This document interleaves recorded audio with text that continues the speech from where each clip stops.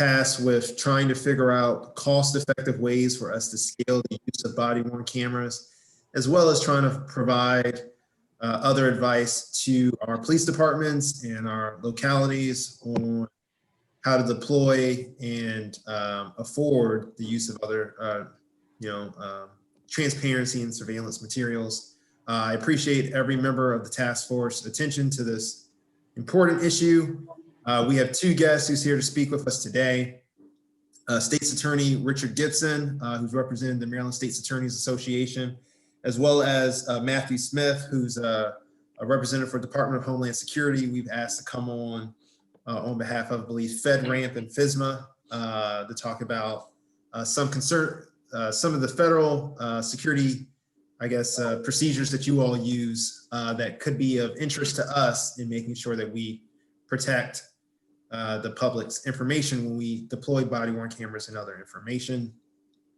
We have a number of members that will probably hop on as we go along.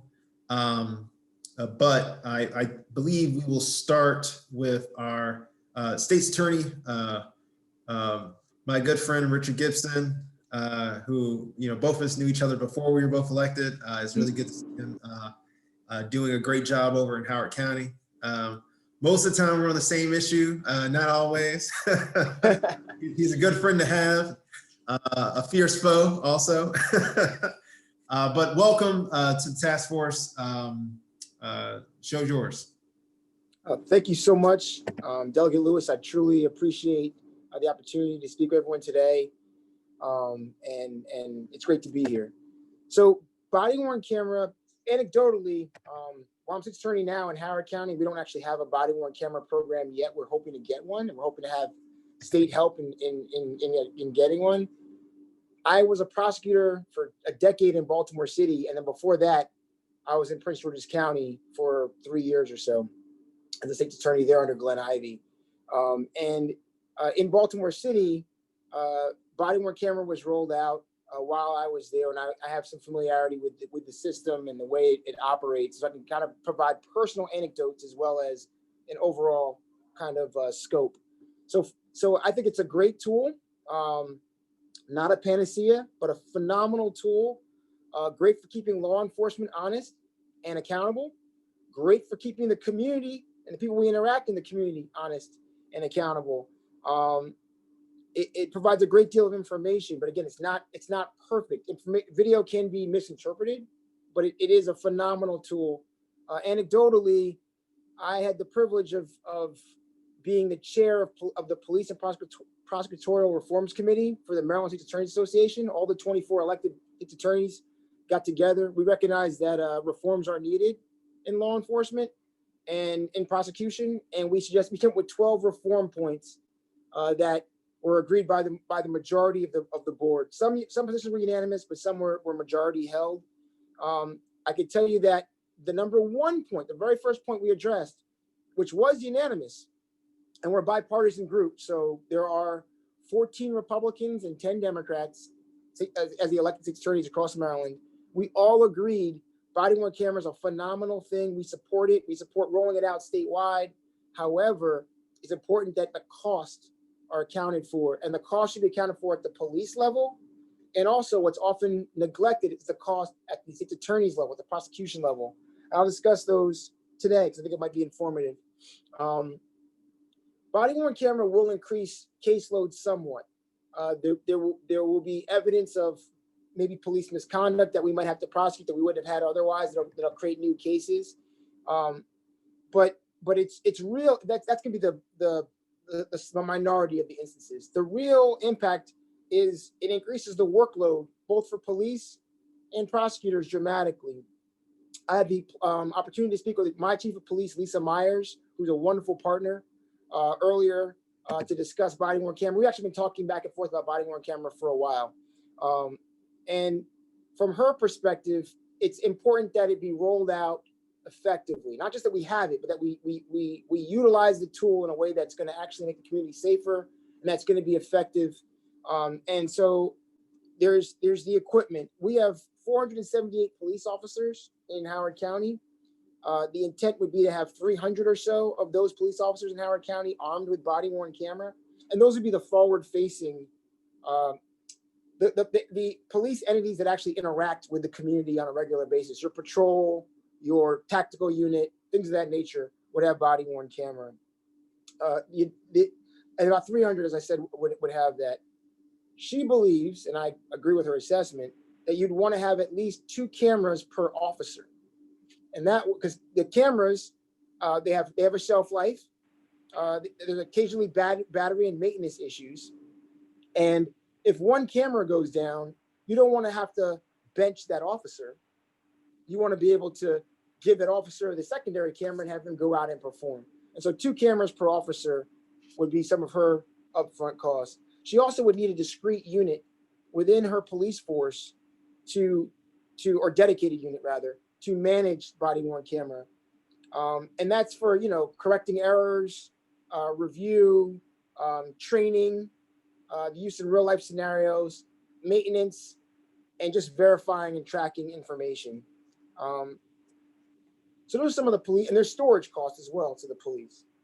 Now, what's often not discussed that I'm going to spend a greater deal of time on, especially since I'm a prosecutor, is the cost to the state's attorney's office. All right.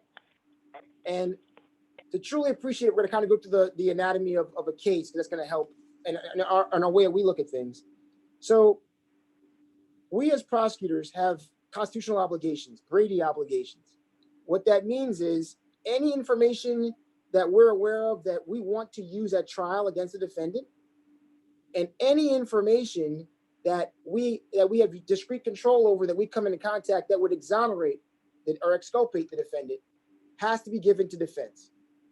And that is where the workload skyrockets, because while our case numbers will be roughly the same, maybe a little bit greater, the workload per case will increase dramatically. And I'll give you an example, like using an auto manslaughter case as an example. So let's say in Howard County, there was a car accident on Route 100 in Ellicott City, and there was a fatality. The officers respond to this right now with no body camera. Officers would respond to the scene. They would take measurements and notes. There would be a crime scene that would go out and would capture data about the accident. There would be an effort to interview witnesses. There'd be an effort to take pictures of the accident scene. If the alleged defendant was transported to the hospital, there would be someone who would go to the hospital with that person, and there'd be a paper trail for all these things we'd have to process. All right. There would be an accident reconstruction person who would come out, and that would have to be processed. And that would create paper. That paper would then be turned over to defense, assuming we're prosecuting the case. Now, if you add body worn camera to that, every officer who responds is going to have a camera on, each one with a unique perspective that would have to be reviewed, right? We'd have to collect all that footage, right? And you have to extract from that footage any information that conflicted with any reports. So if there's any actual confliction between the statement of probable cause and the body worn camera footage, you're analyzing it for any Fourth Amendment issues. Was anyone stopped inappropriately? Or was anyone interacted with inappropriately? And you're also analyzing it for points of redaction. So let's say an officer with body worn camera went to the hospital where the defendant was held. You would have to have a mechanism for scrubbing out any person depicted on, because of HIPAA violation, and just that it wouldn't be relevant, any person captured on the film that wasn't the defendant, right? And so there's a lot of technology that's involved in that. And then after, this is the initial interaction. After that's done, initially, that initial scrubbing would have to be collected, gathered. You tag different moments in time where there were operable moments. If the defendant made a statement, when the car was actually seen, witness statements, the interaction of the police with different people. We could tag, like at minute 51 seconds, the defendant said, "I was drinking." Flag that, it's important. At 3 minutes in, there's a naked person running through the hospital. Scrub that. Can't provide that to defense. Don't want the world to know about that, and so on. That would then be provided to the line ASA. The line ASA would then have to review all of that footage again to prepare for trial. All right, along with all the other paper. So you have all the work you used to have, plus now you have video footage, hours of it you have to watch, right? Then you have to have a mechanism for sending that to defense. Remember, I told you our discovery obligations. So we have to have a mechanism for sending high definition video. If it's low definition video and it's all fuzzy, it's not very useful. So you need high quality, good quality, high definition video. You need to then send to opposing counsel. You need to have a mechanism, you need the equipment to play it.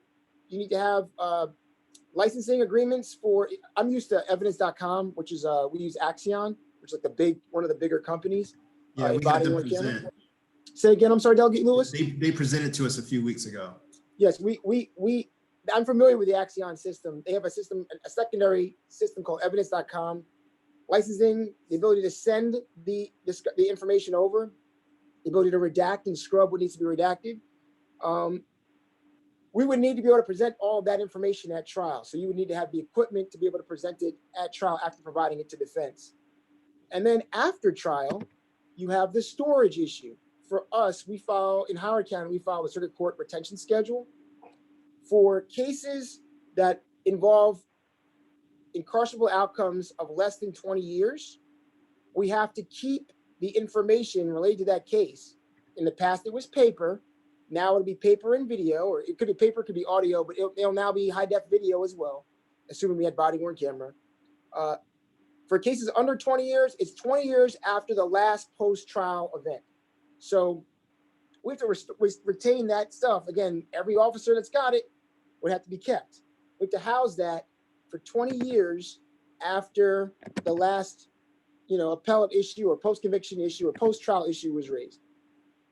For cases involving greater than 20 years, the current standard is into perpetuity. So we have to hold on to that information theoretically forever. Now that can be changed, obviously, but that's the current operating procedure for our office related to information collected related to cases. You can see how storage of this kind of information over those kind of periods of time is quite expensive. And so we would also need more personnel. Our office is set up, we have 35 attorneys, but we're not set up to deal. We have 35 attorneys and 41 support staff. I have a staff of 76. We're not set up to deal with that volume of information, all right? And we're not set up to deal with and actually process that information as we currently exist. And this would be true for other prosecutors' offices as well. They would have to modify. So just like the police, we would need a dedicated unit, and we'd probably staff that with paralegals because it's cheaper. Train those paralegals in the Fourth Amendment, make sure they're up to par. They would be supervised by 2 attorneys, and that would be one discrete unit for the initial review of body-worn camera as it came in. And this is similar to how Baltimore City does it as well. I think Montgomery County has a similar program as well, where they have a discrete unit that's kind of analyzing these things. Additionally, because you have so much more, the caseload is roughly the same, but the workload is exponentially increased. In the actual trial units that have a lot more patrol-related interaction, so for us, that would be my major crimes unit, that would be my general crimes, which is like our misdemeanor unit, district court certainly, and juvenile. Those are the 4 units I think would be impacted in my office. I think my SVU unit that handles sex offenses and domestic violences will probably have a minor uptick, but that's not going to be impacted to the same degree as some of the other units. So those 4 units, we would need to have additional staff in those units. Probably 2 for district court, one more attorney for juvenile, 1 more attorney for major crimes, 1 more attorney for general crimes. So you're talking about bringing on about, we would also need an additional investigator.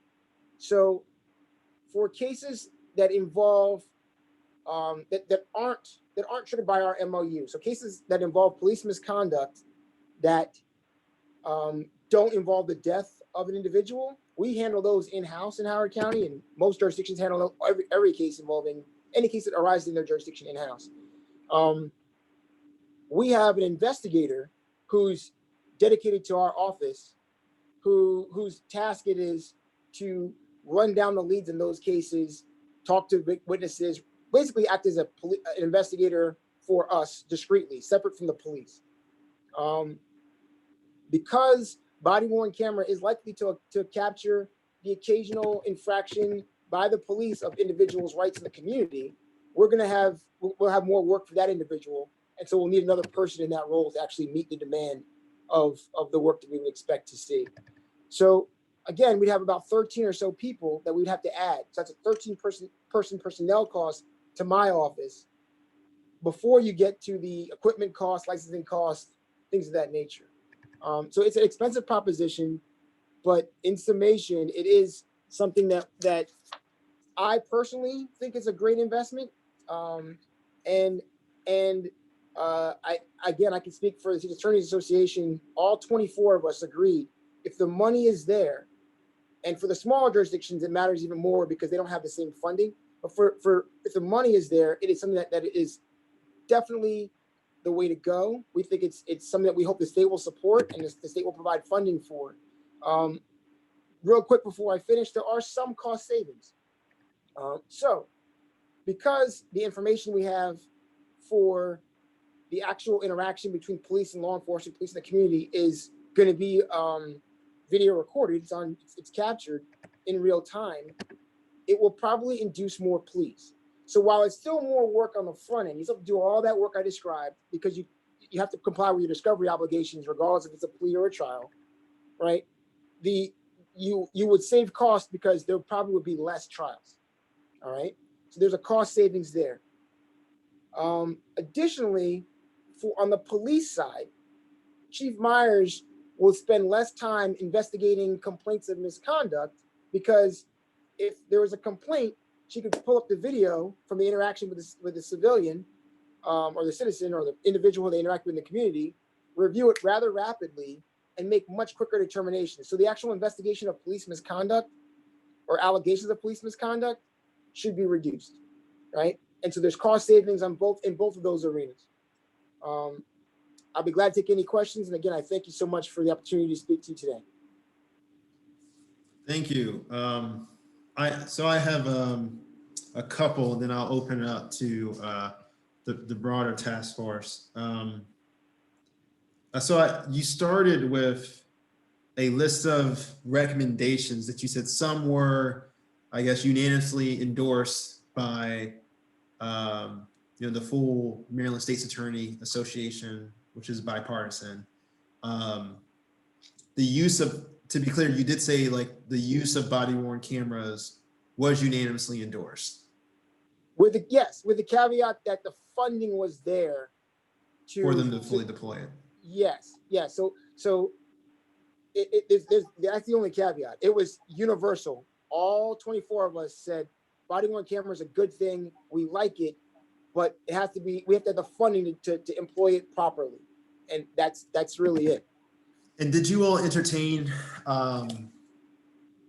like how that would functionally work? One of the things we talked about at our first meeting would be, would the possibility of having, let's say, the state provide grants to localities for this, or one central office in the state manage body worn camera for jurisdictions as opposed to being internal. Did you all get into that at all? No, that we didn't get into the weeds to that degree.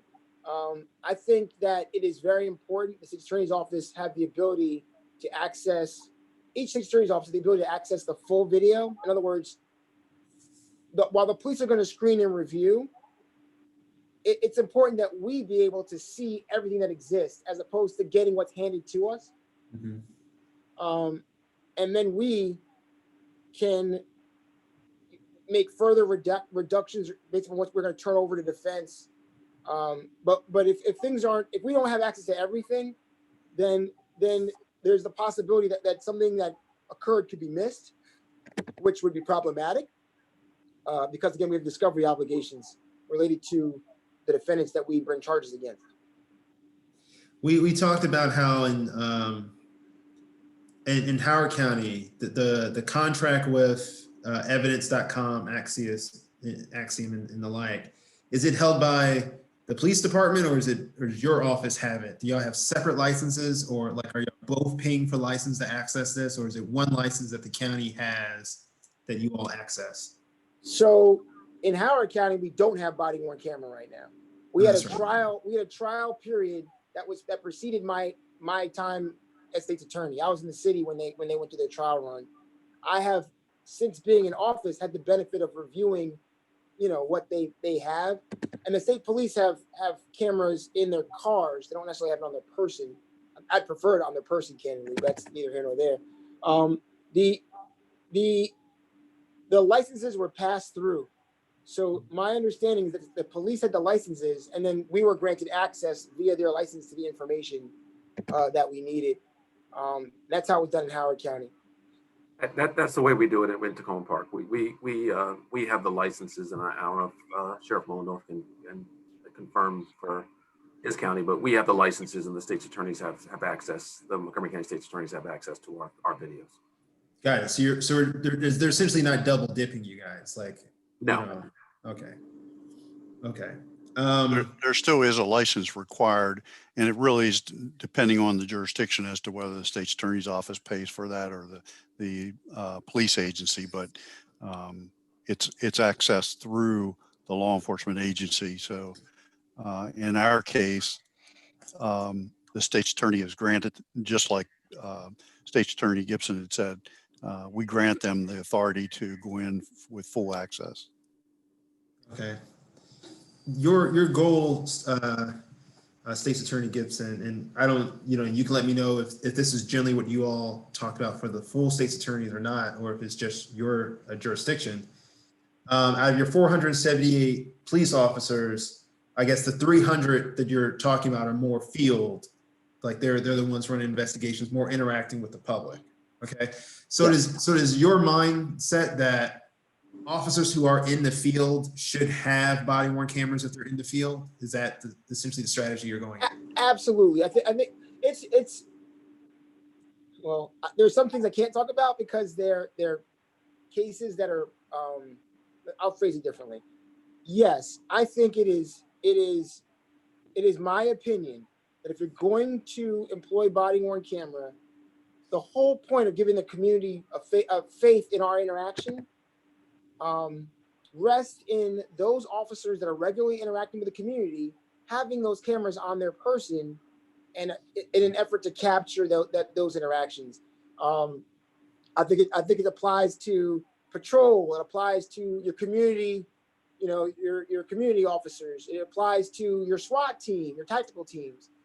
If you're going to be interacting in the community in any way that could possibly become kinetic, that could possibly become like an action-packed situation, we want to make sure that there's a methodology for capturing that interaction. And that way, if someone says the officer beat me up, there's video that either shows the officer beating you up or clearly shows the officer's not beating you up. And, back to the point I was making about saving cost and saving time, that officer doesn't need to be, if that officer's out there doing the right things, we want them back out on the street doing the right things. We could very quickly assess the veracity of the complaint alleged, right? And if the officer's doing the wrong things, we very quickly want them off the street, and we want to address that person.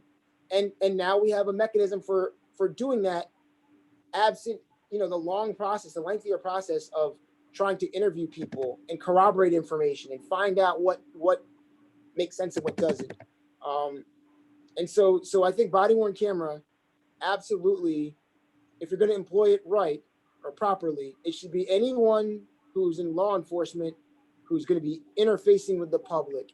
So out of the 400 plus, I think it's 478. Yeah, you said 478. Yeah. So of the 470, so 300 of the remaining people are office people that are kind of like working behind the scenes that maybe don't necessarily need to have body worn camera on. You might not need it for your crime scene technicians because they're taking pictures and documenting what they see differently. They don't generally interface with civilians much. They're interfacing with law enforcement and scenes to capture the event. You don't really need them to have those kind of people, not so much, but anyone who's interacting with the community should have it. Okay. I would offer, if I could, just offer something there. Narcotics agents, obviously, that would be something I think that has to be excluded. Yes, I would agree. Undercover. Thank you, Sheriff. Undercover officers. If the camera captured them in any way, whether it be their voice or their person, it could put them at risk, and it could undermine the whole point of their undercover operation. So not undercover officers. That's different. Or if they did wear a camera, anything that was extraordinarily discreet, right? And that would again put them. That's something that would create a safety hazard to that individual that has to be gauged and weighed based upon the facts of those particular circumstances. So undercover officers, I think it's a valid point. We would not necessarily want them to be wearing body worn. Okay. I have a few others, but I'm going to pause right now. Delegate Moon, I know you had a couple questions. Thank you, Mr. Chair, and welcome back, everybody.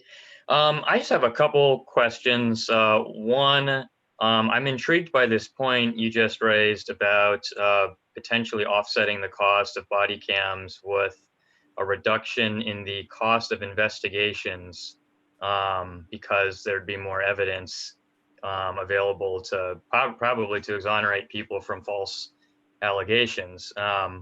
And so, you know, that's a very intriguing number to try and get a handle on exactly what that is. I'm guessing it's not going to equal the cost of implementing statewide body cams, but Sure. whatever that number is, I'm curious to hear anyone's estimate on what it might be. So that's a very straightforward question. The second question is a little more complicated. And I just want to introduce this since we have prosecutors with us today. This conversation is we've tried to get we've slowly weaved in what happens when police in a body cam jurisdiction don't use it or misuse it. And I think, you know, everybody assumes, okay, there's going to be some administrative discipline and internal process, and that's all well and good. But I was just taking a look at a New Jersey bill proposing to regulate body cams, and one of the provisions tucked in there related to rebuttable presumptions in court in civil and criminal trials. And the idea is if you're in a body cam jurisdiction and the officer either disabled intentionally or didn't turn on, and therefore the public, the court, and the accused and defendants don't have the benefit of what was supposed to be there, that evidence, that this bill in New Jersey would have proposed that in a civil trial, there would have been a rebuttable presumption in favor of the plaintiff, and that in a criminal trial, the exact language is there'd be a rebuttable presumption in favor of a criminal defendant who reasonably asserts that exculpatory evidence was destroyed or not captured. Anyway, this is the first I'd seen of this kind of discussion, but it's an intriguing one for me, and I'm curious if you have any thoughts on what would you propose if we do move to a statewide body cam regime, how we start to deal with these difficult questions of what happens when an officer either didn't turn it on for whatever reason, and so now we're in court with an incident, either the state's being sued or what have you. So Delegate Moon, I'll address the more complicated question first because that's my nature. So as to the issue you raise, several things come to mind. First is that every juror in any juror that's seated, right? Every juror, actually, I'll say it that way. Every potential juror in a criminal trial in Maryland is asked the following question: would you give more or less weight to an officer simply because they are a police officer? And if the potential juror answers the question, yes, I would give more or less weight to an officer simply because they're an officer, they are immediately disqualified because they displayed bias. All right. So the problem with the proposed bill is that if you create a rebuttable presumption against the admissibility of an officer's testimony simply because the officer had body-worn camera but didn't turn it on or wasn't activated, you're creating a imbalance, because a civilian who offers testimony based upon what they've observed would not have to face that same inquiry. So you're creating, based upon employment, a weighted, I have to move my hands this way to be on video, a weighted structure whereby because you're employed in this capacity and you had the ability to record it and you didn't for whatever reason, we're not allowing you to offer your testimony that I think is a bridge too far. I think that a jury's job, right, is to weigh the evidence, and a jury can look at all the facts. Defense certainly has every opportunity to quite frankly, the state, if they're smart, is going to, we call it drawing out the sting in terms of tactics. The state, if they're smart, is going to ask all those questions of the officer when they're on the stand and have the officer give their answers in the light of day. But defense certainly is going to raise those issues. And the fact finder, the jury and or the judge, if it's a bench trial, is the entity that will decide whether credible evidence supports the officer's version of events or not. Administratively, there can be, I think there should be a sanction. Like if the officer should have their body worn camera on and didn't because of some administrative or procedural oversight, you get the police departments, the law enforcement departments, the sheriff's departments, depending on where you are, can take corrective action against that officer to make sure they don't do that in the future. But it should not be a bar to their testimony, right? Just because someone has the ability to record something and doesn't mean it didn't happen. And I guess if you take it to its extreme, if an officer armed with body cam was driving past a school and they saw a guy shooting at a school, and they're the only person who sees it, the only witness who sees it, and they didn't turn their body worn camera on for whatever reason, are we comfortable with that school shooter going free because they didn't turn their body camera on? I think that would be, again, it's a bridge too far. I think that their testimony should be allowed in. Defense counsel can raise any facts they deem appropriate in the inquiry of the veracity of that officer's statements. And fact finders, whether they be jury or judges, in our community, are perfectly capable of weighing that and saying, I don't believe the officer, or I do believe the officer, because again, at the outset, they're asked the question, would you give more or less weight to a person simply because they're a police officer? And if they answer the affirmative, they are definitively excluded from being on the jury. So that's the first question. The second question, the more complicated one. And can I add one thing onto that, just from a law enforcement perspective? We're talking about two different degrees of not having video. The first degree is you intentionally delete video or try to obstruct video. That's much different than maybe you didn't turn your camera on. So we handle things to a different degree for both.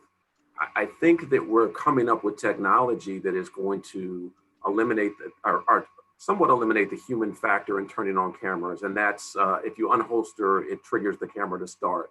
Heart rates are going to be monitored to trigger the camera to start. All of these things that may be automatic triggers that if the officer in the heat of the moment doesn't turn their camera on, their camera will automatically turn on. But that's much different than an officer purposely attempting to delete a video or so on and so forth. And that's handled much differently. And I would assume the state's attorneys, obviously, if an officer attempted to do that, that speaks volumes as far as their, as far as their background and so on and so forth. So I just think that we need to kind of distinguish between the two. The accidental, the video was not turned on, and the intentional, the video was altered. And if I could add something even a little further on that, there are a couple of scenarios. We've been using body cameras for several years now, and quite frequently in any kind of a fray, those body worn cameras get knocked off and are not recording at the time. And that's simply because, quite honestly, there's not a good way of attaching it to a uniform where it's not vulnerable to being knocked off or turned off even in some cases. The second thing is we have had officers who have come in to do reports who have their body worn camera in the docking station, downloading their video, and a hot call comes in, and they've left without the body worn camera. It was not intentional. It was something that had to occur. And then obviously there's the occasional malfunction. In our case, we do not allow the officer access. They can view their video, but they cannot delete or do anything with it. They cannot edit it or delete it. Right. If I could add, the majority of the systems that are out there, once it's docked, it's automatic. The officers, it's very hard to alter or delete a program or a video once it's gone into the system. There's actually watermarks in the system, and there's a tail of who accessed what video, who looked at what video. So it's all in the program. Later on, when you start doing redaction and even enhancements, and that's another area where that you're probably going to have to pay money for. If you want to enhance some of this video, that's a whole nother program that's associated with associated costs. But altering a video is very, very, very hard to do because of they know it has to be presented in court. You have to authenticate it. I will add, I've never had a police officer try to alter a video, but I have had a case where a defendant tried to alter a video. And there are, they call it hashtags. They're actual markers that are left behind if you alter something that it doesn't look the same in normal parlance, right? It would look different. And so if an officer did that, oh, we would be charging that officer, right? And you know, again, it's something that you could forensically see. Arguably, could they edit something in a way that would not draw the initial eye or inquiry? Possibly, but if there's contradicting evidence or contradicting information, you're going to look at those things. And again, it's very, to the point I made earlier, it's extremely difficult. Actually, it's impossible based on my experience with trial, to modify something electronically and not leave a trace, right? And so I've never seen that with a police case. I have seen that with a defendant who tried to be clever, and it didn't work in his favor. That feedback's good. I believe what. I have. Oh, sorry. Go ahead, council member. Yeah, I wanted to weigh in on this point also, just as one of the technology voices here, and I know we have Matt on the call, and maybe he can, if he felt like, I know his subject area is next, but if he felt like weighing in on this also. But first, I think the word that you were looking for, Mr. State Attorney, is there's metadata associated with each video that sort of provides information on modifications. But what I would say is that it is more than possible to not only change the video, but also erase or change that metadata.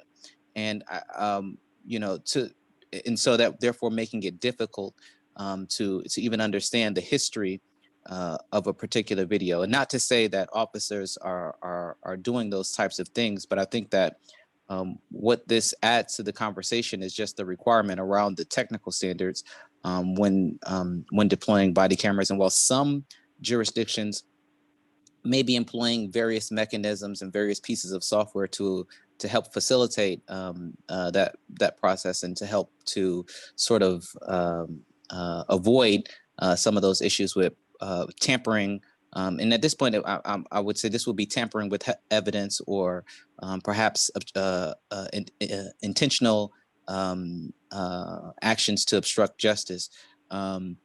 Some jurisdictions may have systems in place to do that, but it sounds like we could at least agree that there should be some uniform requirements on how metadata and video data and all that kind of stuff should be managed, and from a compliance perspective, at least an entity to provide oversight.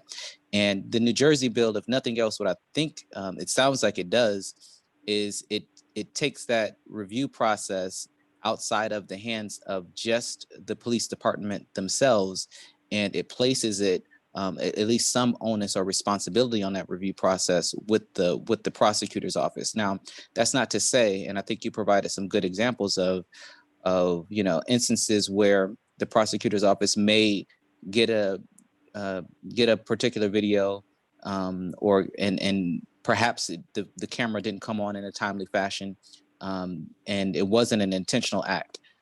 It was, you know, an officer who had to rush out to an emergency and forgot. Or at the example that you gave, there was something that was going on as he was driving by and he decided to take immediate action. I think as a part of that reviewability process, the prosecutor's office still has prosecutorial discretion. So I think what it does is it sets up a framework that the prosecutor's office could use in the events that there is some malicious activity that has taken place. But at the end of the day, the determination on whether to pursue that as an actual, flagrant violation of the law is still within the perspective of the prosecutor's office. My question was going to be on what you presented about was on redundancy, which it sounds like you guys had a pretty good discussion on inside the attorneys association with the recommendation for 2 body cameras per officer. In technology, technology isn't always there when we need it. So having, multiple options available is always a good thing. My question was, because they framed it with the strict requirement of 2 body cameras per officer, are they flexible? Because there's multiple ways to look at redundancy. 2 body cameras per officer, makes the program twice as expensive as it would have been.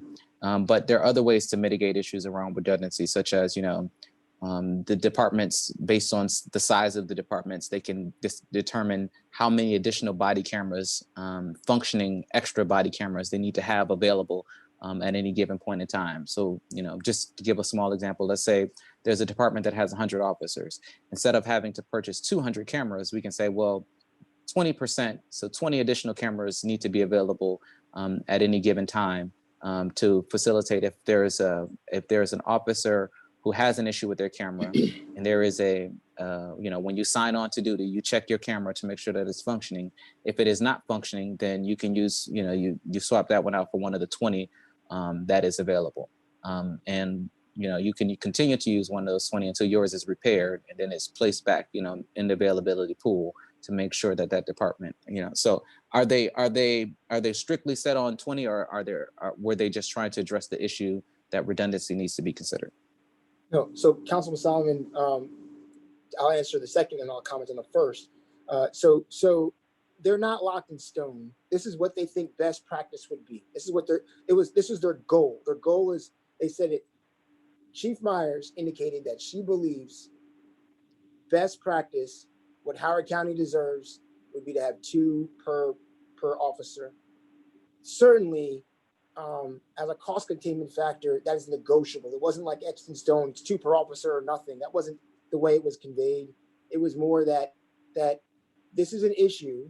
We anticipate technological difficulties. We anticipate technical failure, and we can't afford to bench officers because cameras go down, right? And so that was the solution to the problem that would be optimal. Certainly there are suboptimal solutions that are effective that might achieve the same goal. And so that's how it was shared with me. I want to address your first point. The issue I took with the suggestion that Delegate Moon raised related to the New Jersey bill was that it was a rebuttable, the wording was rebuttable presumption, okay? All police activity is reviewed, all law enforcement activity is reviewed by prosecutors, right? We are the entity that decides go, no go. If an officer charges someone and we say the charges are bad, those charges vanish, right? We review every law enforcement activity. The issue in this instance is if there's a rebuttable presumption, that means that at the trial stage, at the stage of actually having to prove it beyond a reasonable doubt, a jury would be told, you are to presume that this officer is not telling the truth in essence, or is less credible because they were an officer and they have body-worn camera on them. It creates a different standard of credibility based upon the presence of body-worn camera and its activation or not at a pivotal moment.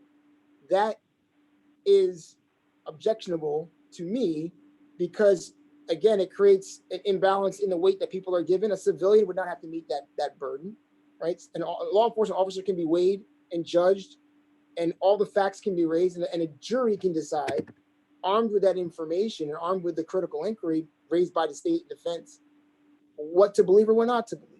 I reject the idea that a rebuttable presumption should exist because an officer didn't turn on their video camera at a pivotal moment. I think there are issues that we would weigh in advance of trial, certainly in evaluating an officer's testimony. And certainly we look for corroborating evidence to support what the officer said or what the officer didn't say. But that was the primary thrust of my argument. We evaluate everything that the police officers do. That's our job as prosecutors, part of our job. If I could add one other thing, in our case, our policy says that if for whatever reason they had a body worn camera and it didn't record either malfunction or whatever the case that got knocked off, they must put that into their police report. That's becomes a part of the testimony that they have to provide.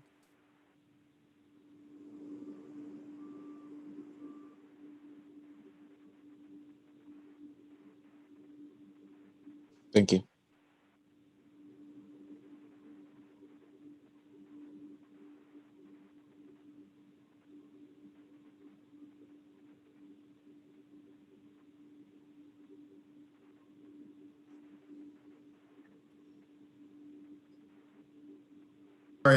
Sorry about that. Had to answer the door. I have a pregnant wife upstairs, you know. Duties as assigned. I did have one thing. This was kind of triggered by Delegate Moon's point as well. I think what the bill is really getting into is, regardless of the details of the bill, presumption or not, it's about accountability and ensuring that there is some process in place to make sure officers utilize the body worn cam and that there's some pressure for them procedurally to do so, right? Regardless if it's a presumption or not, you know, maybe it could be something else. I mean, part of what this task force is doing is helping our municipalities, our jurisdictions who use body worn camera put together procedures to try to help maintain the public trust, but also affordability, that it could be, you know, recommendations into procedures internally. Like that could be a conversation we look up, and maybe I can talk with Al a little bit about this offline, that if an officer doesn't have their camera on, right, and let's say their commanding officers find out that they didn't have it on, whether it's accidental or on purpose, do we have a similar process across the state for what happens internally for that or not, right? I think that's the crux of also what Delegate Moon's, I think, bringing that up, is making sure there's a consistent accountability across the state on that. Sheriff Mullendorn brought up an interesting point. You know, there could be scuffles that happens, right? You know, you're trying to pursue someone or you get into a tussle with someone. And one of the companies that presented to us earlier, I guess some folks are starting to move to having cameras sewn into the clothes. You know, that might be something when we get to the review point of our recommendations talking about. Of course, that type of stuff influences the costs that we ultimately have. But if that is a pertinent problem that we have, that if officers run the risk of dropping or potentially losing, I don't know, a body worn camera doing their normal duty, then we may need to talk about adjusting things. And also, like Chief Duvall said, with the automatic turn on, like there being a natural trigger when you, let's say, bring your hand to your holster or, you know, to your handcuffs or whatever, and then you kind of take out the human error factor in that whole situation. You know, I mean, so. Delegate Lewis, I definitely, just to be clear, I'm in favor of administrative regulations and consequences for not activating the body worn camera. I'm just not in favor of throwing out their testimony because they didn't activate the body worn camera. Like it's a gradient thing. I'm all in favor 110% of there being an administrative sanction. If the police want to dock vacation days or demote somebody, whatever it is, that's fine. Just don't, in terms of community safety, don't preclude our ability to put on evidence or diminish the evidence we have artificially because they made an administrative or procedural error. That's where I'm at. The other thing I would mention is the items, Delegate Lewis, that you brought up are all going to add significantly to the cost of the program to do that. when in reality, the times of malfunction and the times that that occurs are probably so minute that I don't believe that it would be outweigh the cost of what you're suggesting. Just throwing that out there. Yeah, I figured that would be the case. I just brought it up for context of other options that's on the market. But figured it, these are expensive options. Okay, do we have any other questions for State's Attorney Gibson? Seeing none, thank you so much, Rich. Give our best to the association. We appreciate their feedback. I did have a little bit of homework, maybe for someone on your team, if it was possible. Yeah, You stated absolutely. that there would be 13 people you potentially have to hire. If you could send to me or to Al or Katie, generally, what those positions would be, generally what the cost would be, that would help us in the end when we're trying to put together figuring out our recommendations and making this whole process more efficient, right? Whether the state's doing something and there's more efficiency there, then maybe saving these number of positions, jurisdiction by jurisdiction, that type of data would be. I actually have it. I'll be able to send it. I'll send it to you immediately because I have it Okay. ready, prepared for, not for this presentation, but for a different one. The only caveat when you look at the numbers is those numbers are our pay scales. We have great pay grades and pay scales. Different attorneys' offices across the state pay their employees at different rates. We're not uniform at all, right? And so you'll see Howard County numbers that may not reflect Baltimore City numbers or Calvert County numbers, et cetera, right? But you'll have a way of, you'll be able to picture what it will look like. And I will absolutely get it to you. I thank everyone for your time and allowing me to speak to you today. Really appreciate it. Thank you so Thank much. you. Delegate Lewis. Go ahead. I think Delegate Moon made the request, but I was also wondering if that the cost savings information, rough estimates around the cost savings that were mentioned. I think it was a great point, and maybe numbers aren't final, but any viewpoint on that would be helpful also. So I don't have the access to that myself. That's gonna be the police would have access to those numbers. I can ask, but I don't have access to that myself. I don't know if some of the law enforcement here have their numbers that they can provide for their locality. I can tell you with our program, it's going to be very hard to define, what those numbers are. We haven't seen, a drastic reduction in necessary complaints, or we still have to investigate the case. I mean, a lot of times when people file complaints and they find out that there is body-worn camera or in-car video camera footage, they then no longer want to move forward with complaints. But defining that is going to be difficult. We still, even if someone complains and we see on video that the officer did everything within policy, we still have to investigate that. So we can't just, maybe lessen the course of the investigation. So I'm not sure how we could define that. And I'll let the other law enforcement on the call chime in. That would be hard to do. I would agree with you. I could tell you that the number of complaints that we receive are so small that any savings that we would experience would not be that measurable, to be honest. It's far outweighed by the number of FOIA requests we get for body camera and the time we spend on that. Understood. Well, we'll come back to this, council member. With that, thank you, State's Attorney Gibson. And we'd like to bring on Matthew Smith. He's representative on behalf of the Department of Homeland Security for us to talk about, I guess, their security parameters and how that could be insightful for us for our cost savings and securing our body-worn camera footage and data and all that. Thank you, Matt. Yeah, thank you to the group. I'm happy to be here. Are we good and comfortable with me sharing screen to go through some information as requested pretty quickly, or should we just make this conversational? You can share your screen. Jordan, can you share your, allow him to share his screen? I think I've got it. Let's do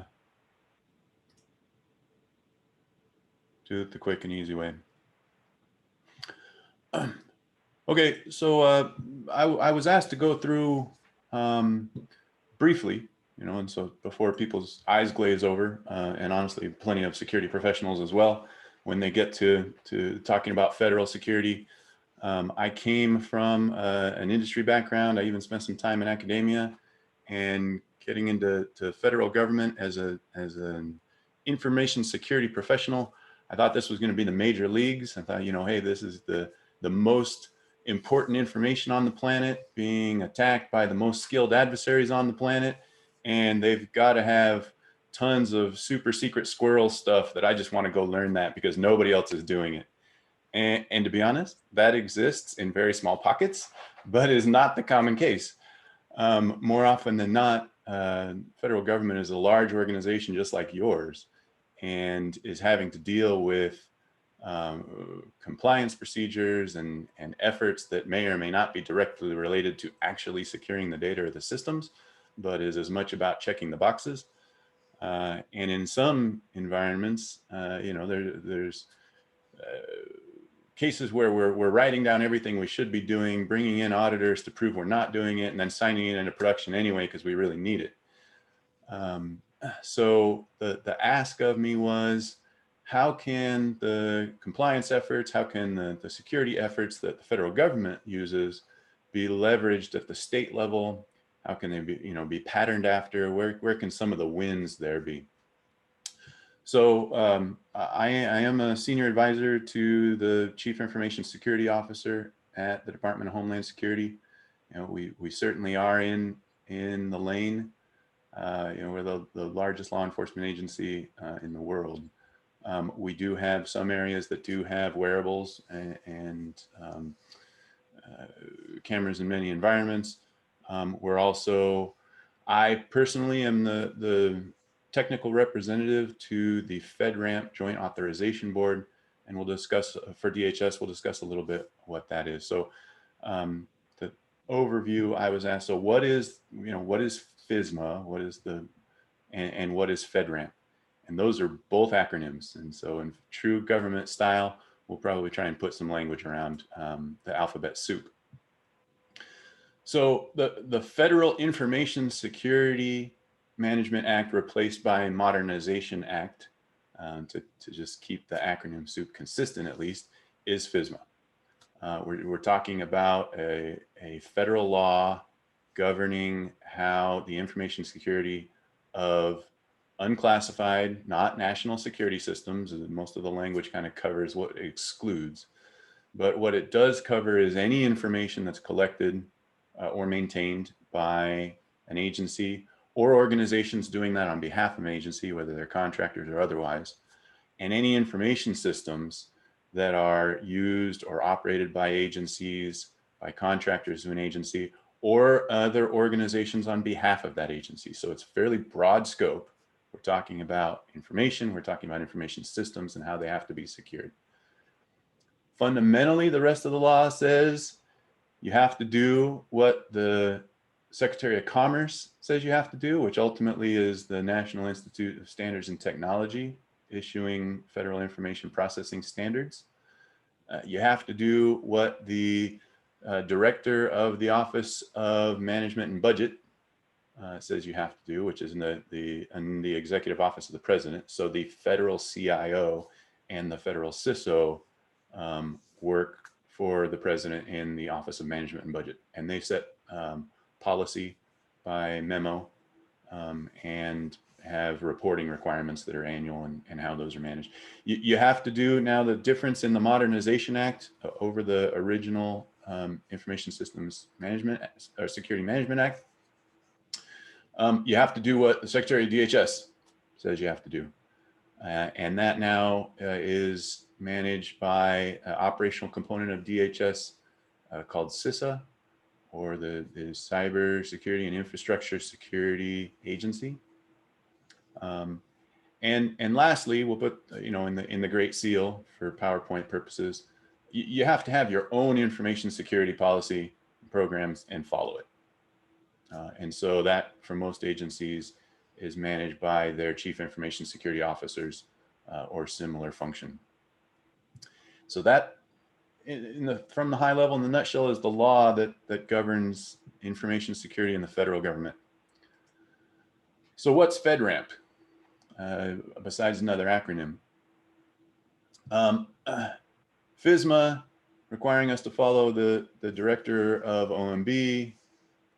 When the federal CIO, over a decade ago, I guess now, said we're going to have a cloud first policy. Federal government's going to go to cloud unless they've got a good reason not to.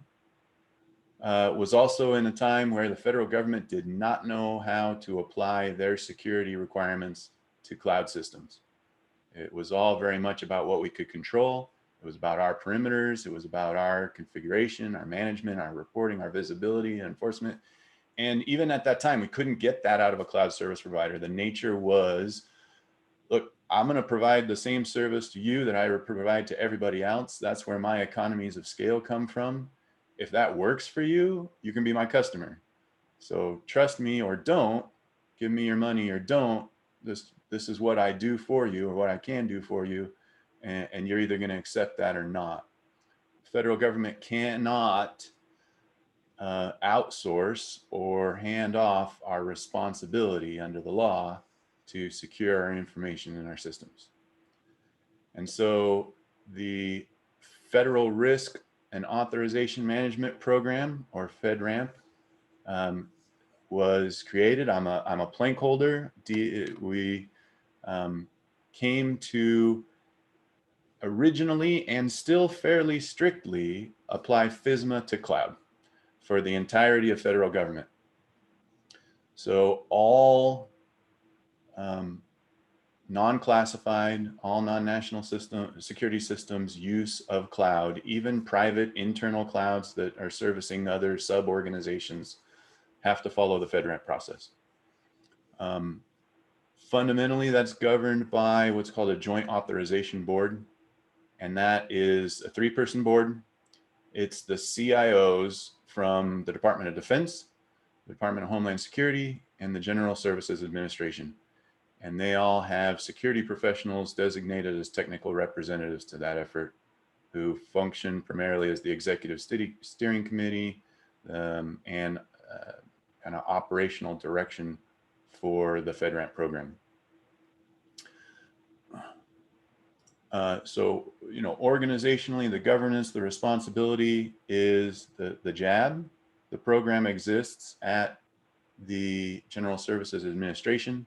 It operates under the Federal CIO Council and the Office of Management and Budget, and is informed by the standards that come from NIST. So it is a federal-wide initiative. It applies to all cloud computing for federal use, and is the most successful, and for a long time effectively the only information security program applying FISMA to across the federal government, and now has about a decade or so of proven track record. So beyond just writing down what we should be doing and then looking to see whether we're actually doing it and then authorizing it,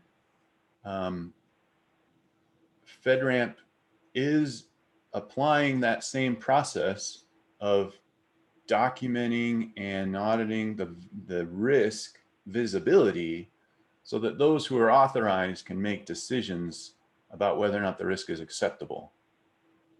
Right? That's from the fairly high level, the risk management framework, fairly high level. That's what FISMA is trying to accomplish. It's not putting computers in concrete blocks and sinking them to the ocean, because then they can't be attacked very easily. Still, when the issue is raised, they can quickly respond. Is this video data tamperable? Can it be changed? Can it be edited? The answer technologically is yes, but like every adversarial relationship, it depends on who's better. And to be honest, the providers are putting a lot of resources and have gotten fairly good at ensuring that it is as extremely difficult, as nearly impossible as they can make it, to tamper with this evidence, because that's the nature of valuable evidence, and they're out of business if they can't do that. So from the nature of it is, it would really take someone with an intense amount of skill and an intense amount of resources, and potentially an intense amount of time, which is another thing that isn't always available in the context that we're talking about, to even have that possibility. We talk about that academic possibility, to be able to tamper with this information in a way that is not detectable.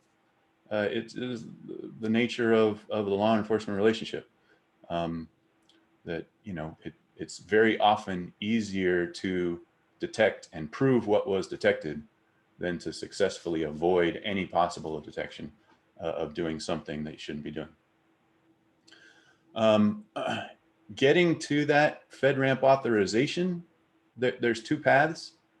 In the pre-existing sort of roles and responsibilities under FISMA of the authorizing official, typically the CIO. So by law, the CIO of federal organizations has the accountability for the security of that agency's information.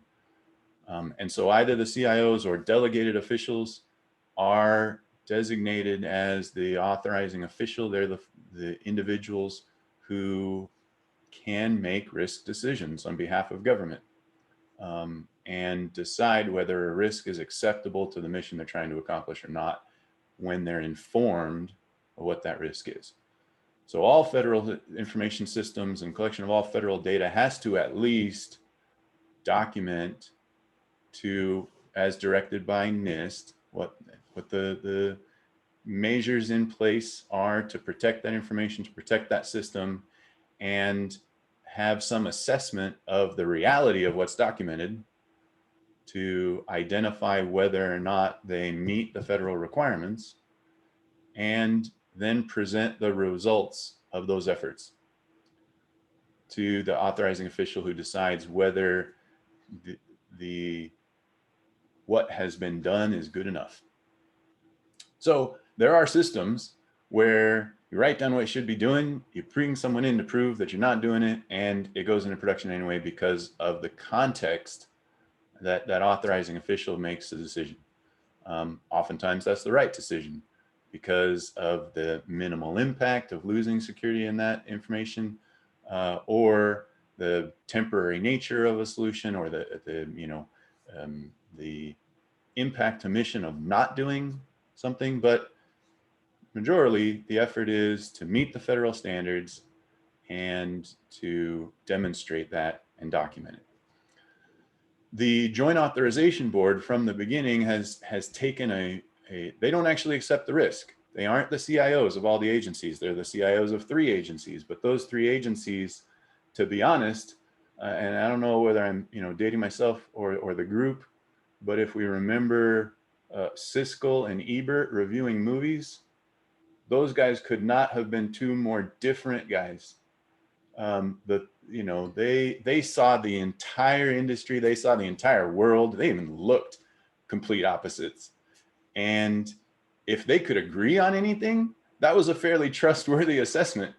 If they ever had 2 thumbs up or 2 thumbs down, most people could think, okay, yeah, I'm probably going to feel similarly.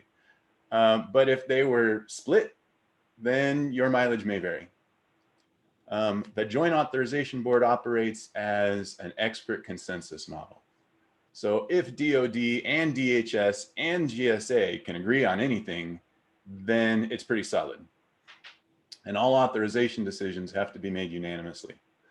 So I think therein lies the weight of much of the program, is that it's governed by experienced organizations who have the resources to know how to meet the federal standards well. And if they can agree on the direction the program should go, if they can agree on what the requirements are, then it's going to be pretty solid. And it takes more effort the effort there is expended in triplicate or more than what a normal agency would do individually. And that path still exists. A cloud service provider can get a customer agency. They can go through the documentation and review process. They can get their authority to operate from an authorizing official at an agency. They can send that information over to the FedRAMP program so that it can be reused by other agencies, and they are FedRAMP authorized. They have accepted some level of risk that's acceptable to that agency. That may not be acceptable to all other agencies, so it's on their due diligence to review what has been done in advance for them, decide what can be reused as acceptable and what they need to maybe do to modify what's been done.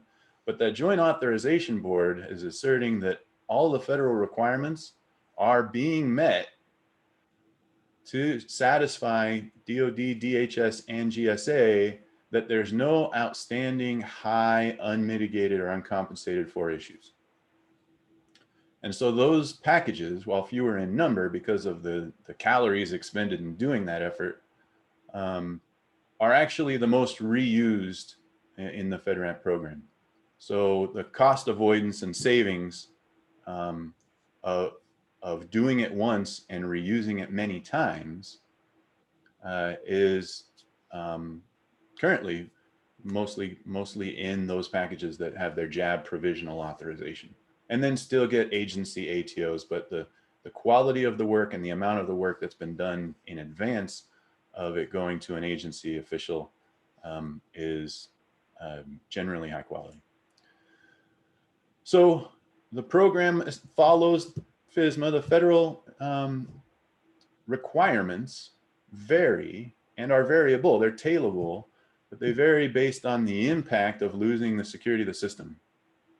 So for those things that we really just don't care very much about, we try not to do too much and make it too expensive to get that system in place. For those things we care a lot about, we want to make sure they're tight. So NIST has established the low, moderate, and high baselines of security controls. For cloud use, it's on the Joint Authorization Board to establish those security requirements. What they've done is they've taken the standard NIST baselines of security controls, what should be done and how it's done, and they've tailored it to cloud. They've added, more often than not, some of the higher requirements that are a benefit for cloud systems to each of those baselines. The tailored baseline then is really for, we've got not sensitive information that we want to put in a software as a service cloud where really they're doing everything for us primarily. It's the minimal set of what needs to be done just to be responsible and reasonable in using that cloud service. So that fourth baseline is an artifact of the FedRAMP program. All of those baselines are publicly available. FedRAMP.gov is a public resource. They maintain a marketplace of, summary of all of the services that have a FedRAMP authorization, whether they're Joint Authorization Board provisional authorizations or whether they're agency ATOs, and what customers, what agencies are actually using them. All public information available. FedRAMP.gov is a solid resource. The documents organization is kind of a big bucket, but at least tabularized. They're giving you a summary of what documents are there. And the program's been very successful in not only applying the law and the federal requirements to the government's use of cloud, but I think even making sure that that's done responsibly and securely, and in many cases has elevated the cloud service provider industry to meet federal requirements or be able to meet federal requirements above and beyond what was prior best practices in many cases. The thing I'll maybe mention is particularly on the high baseline is two things. In federal government, 82, maybe 84% of federal information systems that are categorized as a high are either defense systems, law enforcement systems, or healthcare systems. It is above, it's the above and beyond baseline. And NIST has defined that high categorization as if loss of security is likely to result in severe impact to mission, in harm or loss of life to individuals, or in financial ruin, then it should be categorized as a high. And it's kind of why it tends to be those type of systems. Interestingly enough to me, that was something I was made aware of I guess almost 2 years ago now. The financial industry has sort of organically worked to de facto adopt the FedRAMP High baseline as their standard for sufficient security in cloud services.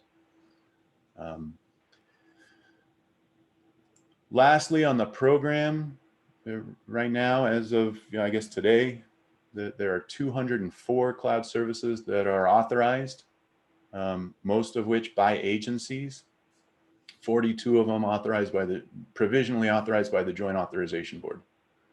Has resulted in nearly 2,000 reported federal systems that are reusing that work that's been done in advance for them. There's 169 federal government entities that are participating, and the training effort on top of this that the federal program does is significant as well. And I think at this point we'll kind of go more conversationally, largely because I think that was a bit of an information dump, but to kind of tailor this to your group, your needs, and your circumstances, there's maybe some caveats there. Given that the federal standards, in fact, FedRAMP specifically, is the most comprehensive and significant audit process that any cloud service provider goes through. In fact, the director of compliance from Amazon was talking with me about they've got a team, they consider themselves continuously audited. They have some audit team, some standard that they're trying to meet, where every day of the year they're going through some audit somewhere. And so they have an effort to actually manage and minimize, make most efficient their effort to satisfying all of these audit requirements. So they'll collect artifacts that may satisfy multiple masters and have them ready for whatever auditor needs them. Have estimated that the FedRAMP engagement is 40% plus above and beyond what they do for anyone else. And that, I think, was when they were at a moderate level. The Amazon GovCloud is currently at a FedRAMP High. Axon has been mentioned by the group, does have their FedRAMP JAB provisional authorization. So they have met the federal requirements at that level to the satisfaction of DoD, DHS, and GSA. At the NIST categorization of moderate. So, for what that's worth, moderate is, from my point of view, roughly equivalent with industry best practice. Any commercial entity that I know of genuinely trying to do their best to secure the information and the systems that process it is roughly a moderate level. 80% of the federal information systems are categorized at a moderate. Almost 80%, a little bit of a dated statistic, but last I knew it, almost 70 to 80% of the federal spend on securing information systems is for high systems.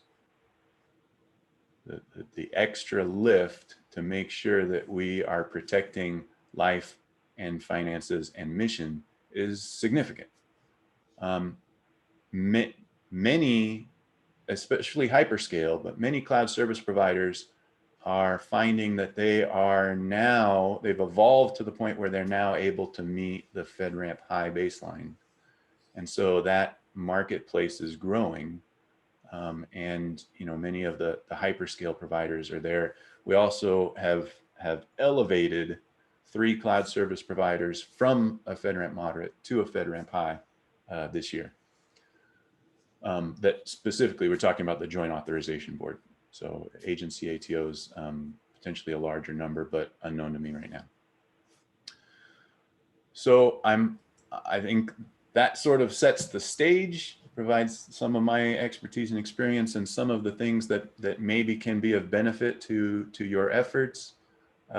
Currently, those security authorization packages, the documentation of what they're doing, the results of their assessment, other than pass fail, but the particular details, their vulnerability scan outputs, et cetera, are only available to federal CISOs and their designees. That information may still be available to you, to state, local, tribal, or even just other customers from your provider. They may be happy to share with you their passing package. In fact, they often will leverage it as a marketing element or artifact under NDA, et cetera, because it is very sensitive information. But you can't obtain it from the federal government directly.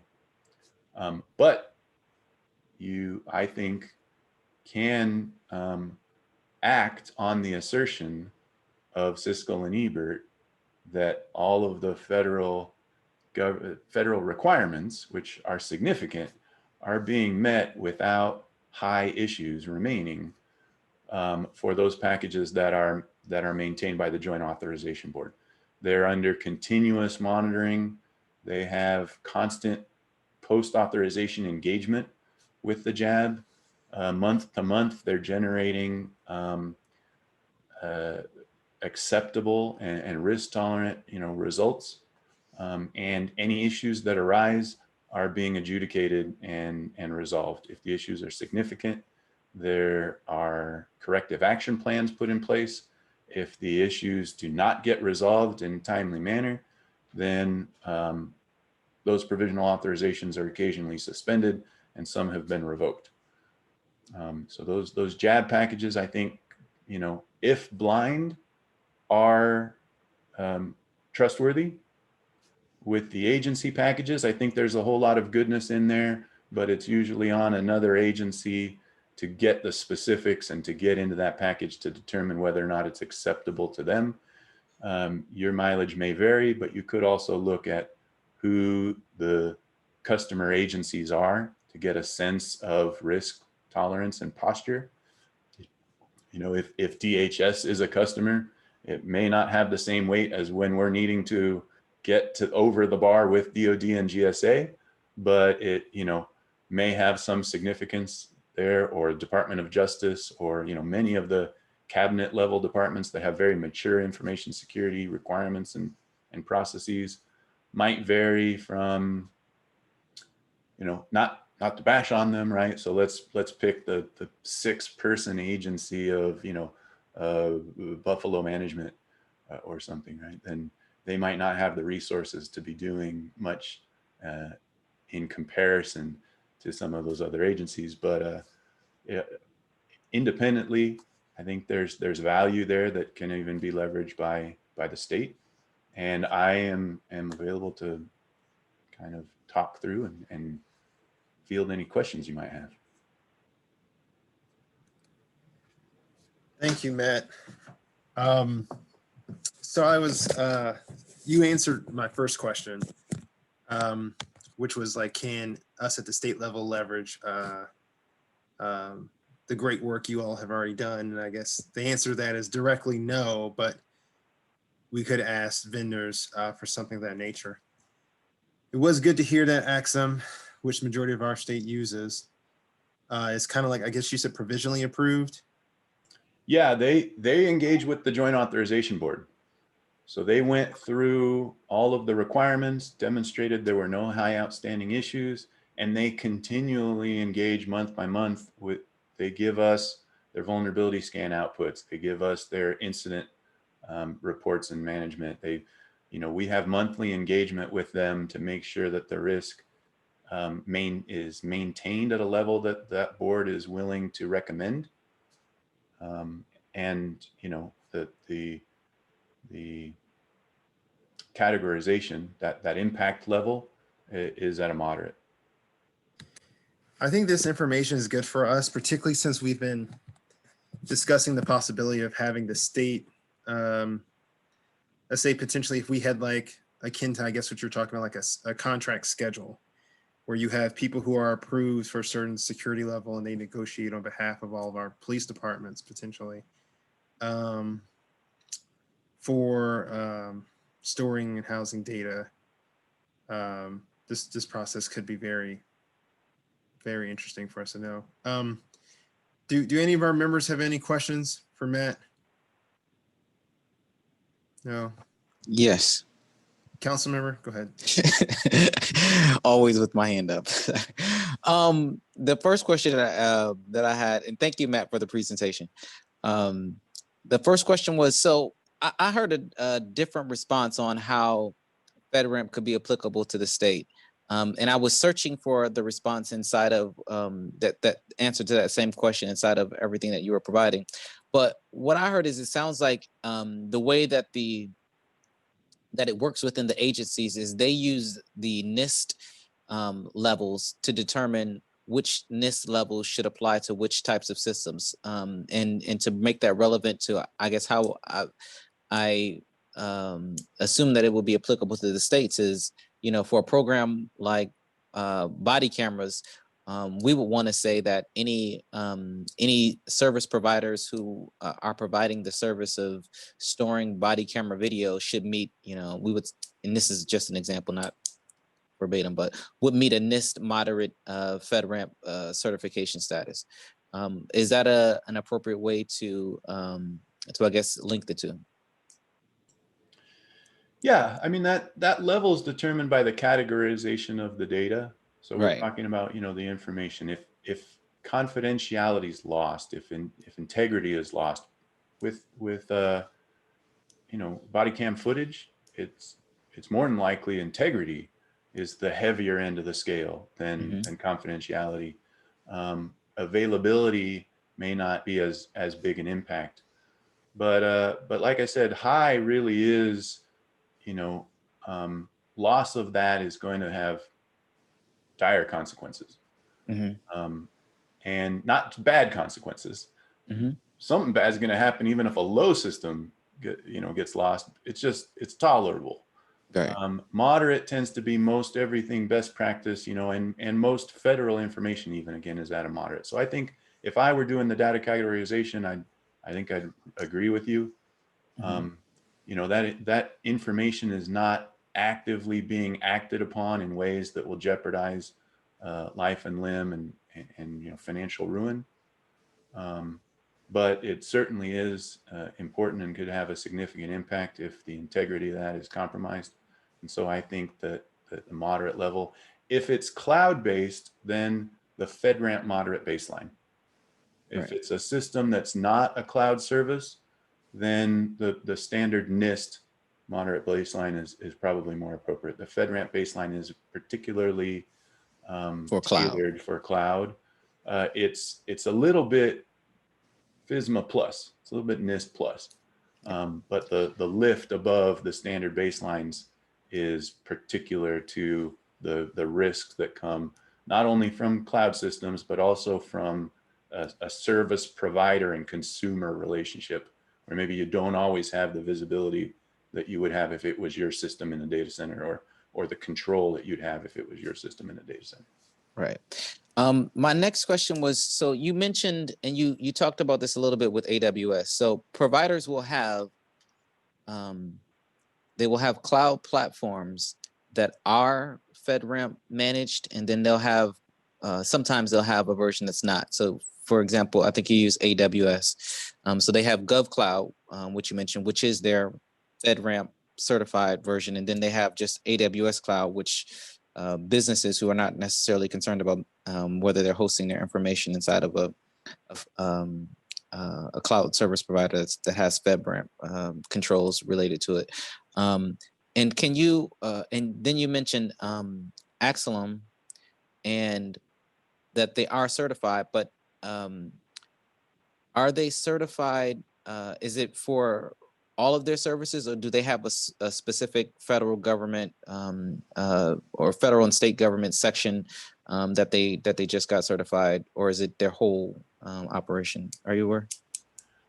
Yeah. So to be fair to most of the providers that have government clouds, it's usually extremely close to what they give to everybody.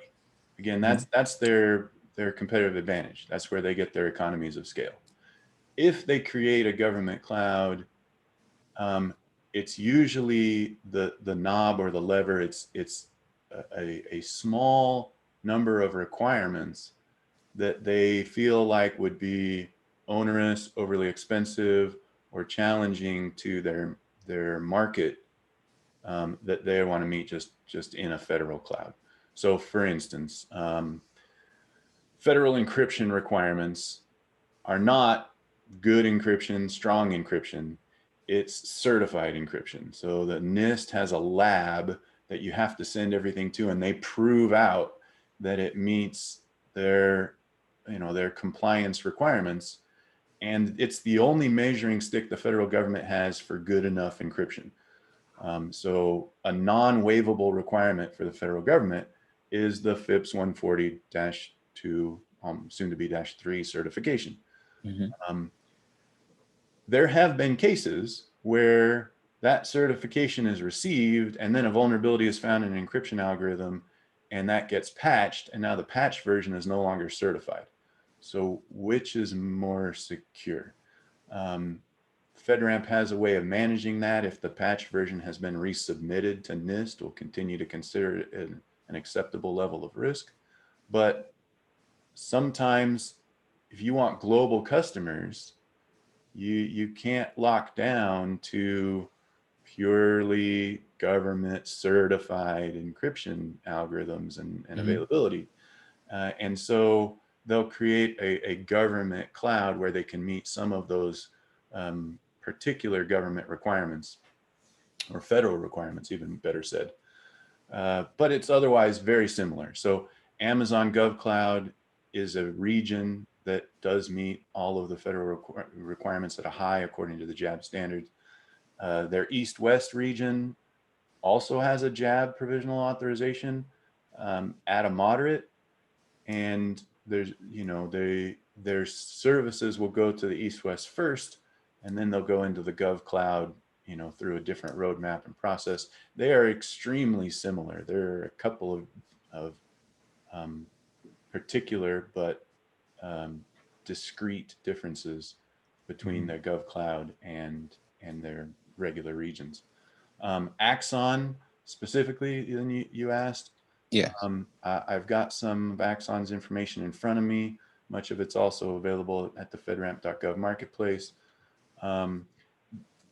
These authorizations will always be for a boundary that is presented and a set of services that are assessed, and then maybe new services will come on and they'll need to go through a change review process to be authorized. The Axon services that are authorized by the JAB, their partner API and client applications, Axon View, Axon Device Manager, and Axon Evidence Sync are currently authorized. So those Axon and evidence.com services are the services that are in that boundary that meets the federal requirements. Thank you. They may have other services, but those are the ones that have been assessed and analyzed. Thank you. And as services, not as I take it that, well, that's a separate question. Yes, Uh, it's still there. It's still there commercially available. It'll be the same environment, my understanding, that they'd provide to Maryland. um, my last question is just if you could, you mentioned some of the things that FedRAMP covers, but I guess if you could just to make it sort of plain for the group, I'm familiar with FedRAMP. I know that it goes through, backup and recovery requirements and all those kinds of things. But what sort of things, like for small cities and towns, some counties that don't necessarily have CIOs to be that final approval, what sort of things does this help to take off of their plate and having to consider and sort of in terms of providing a provider, or if they wanted to do things like this in-house from a technology perspective that FedRAMP sort of already provides. Companies who have FedRAMP certification are already sort of signing up to say that they're doing. I know that it's a full laundry list, but I don't know, some of the I guess low-hanging fruit items, like ensuring that you have a backup strategy or something. Yeah, to be honest, it's the laundry list, the grocery list, the Christmas list, all the lists. It's often onerously exhaustive. That moderate baseline, to talk specifically to acts on circumstances, is 325 different must-dos that he accepted.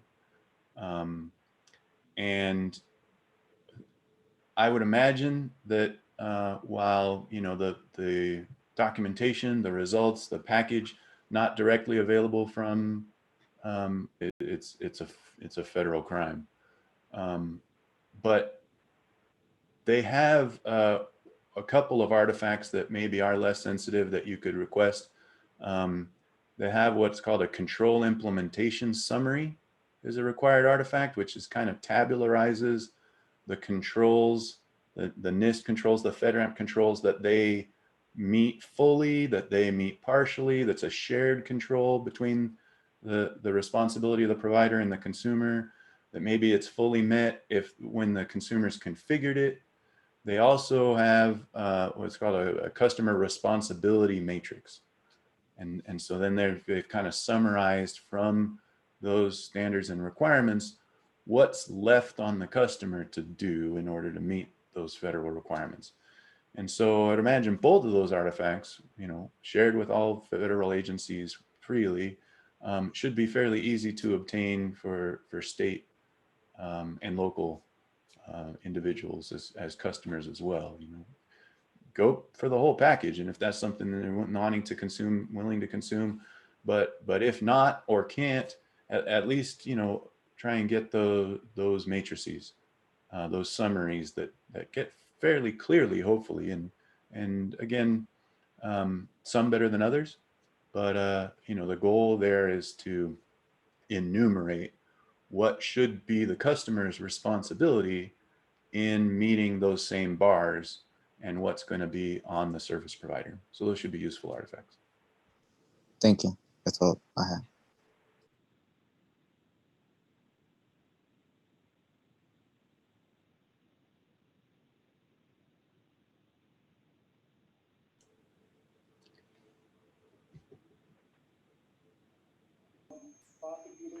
It looks like Delegate Lewis had to hop off again.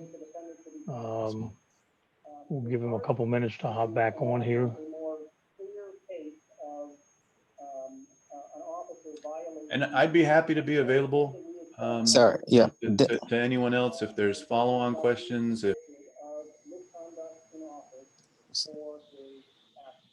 Matt, I think you went on mute. Yeah, Mr. Smith, you muted yourself partway through that. I appreciate that. I email me if you want. I'd be happy to be available. You can send questions my way. You can, if there's you need me to connect you with the POCs or some of the right service providers or individuals within a service provider or within DHS, Justice, other law enforcement agencies who maybe are trying to meet federal security requirements with the particular systems, products, et cetera, that you're looking at or interested in. I'd be happy to to be a resource. No if useful. problem. So, Yes, I see a message from Delegate Lewis. He did have to drop off. Were there any additional questions from the rest of the group?